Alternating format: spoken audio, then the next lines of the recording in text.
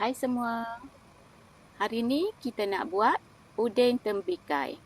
Bukan buat dari buah tembikai, tapi puding yang kita olah dan buat seperti bentuk buah tembikai.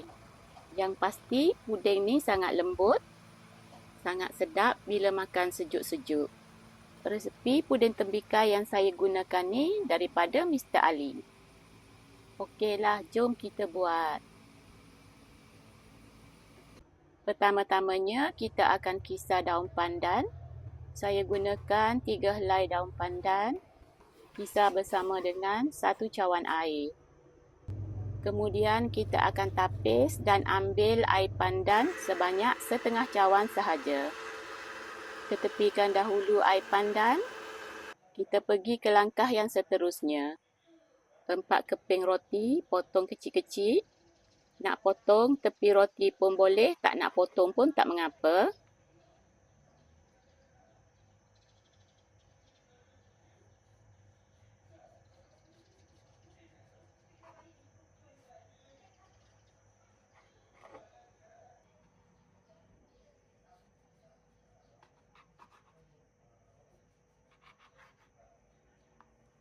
Potong dadu supaya senang untuk kita kisar nanti.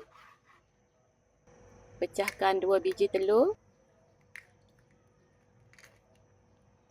Masuk roti ke dalam balang pengisar. Masukkan telur.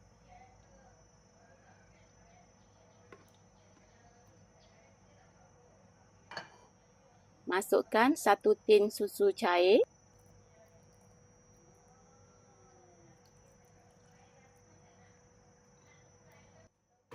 Kisar sehingga halus. Tuang ke semua bahan-bahan yang kita kisar tadi ke dalam periuk. Untuk resepi ni kita gunakan 4 cawan air. Masukkan 1 cawan ke dalam balang pengisar tadi.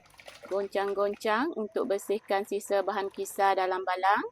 Kemudian masukkan dalam periuk. Tambahkan lagi 3 cawan air.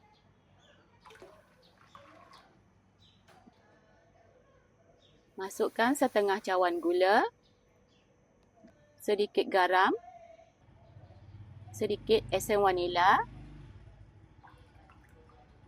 1 paket serbuk agar-agar 10 gram. Kacau-kacau biar sebati, kemudian baru buka api.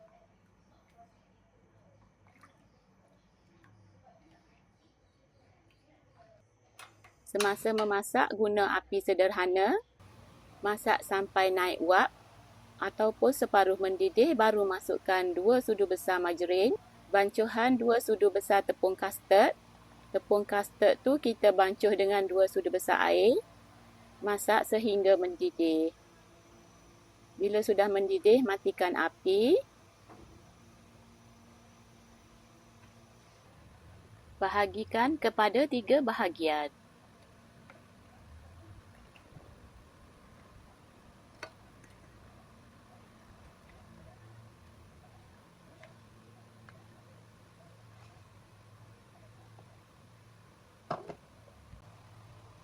Sekarang kita nak buat adunan hijau. Masukkan 1 adunan daripada 3 tadi. Masukkan setengah cawan air pandan yang kita buat awal tadi. Masukkan sedikit pewarna untuk menyelahkan lagi warnanya. Kacau-kacau dan masak sehingga mendidih.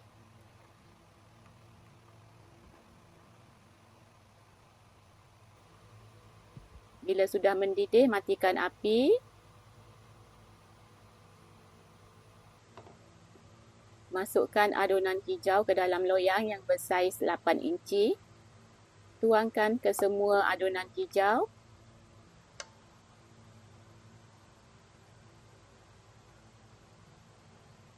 Lapisan yang kedua ialah lapisan putih. Tuangkan ke semua adunan putih. Untuk lapisan terakhir iaitu merah. Untuk warna merahnya kita gunakan sedikit sirap. Kacau-kacau hingga sebati. Kemudian tuangkan lapisan merah.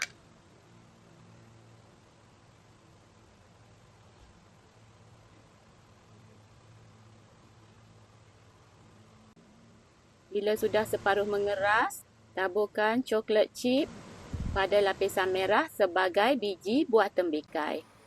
Dan sejukkan selama 4 jam. Selamat mencuba semua.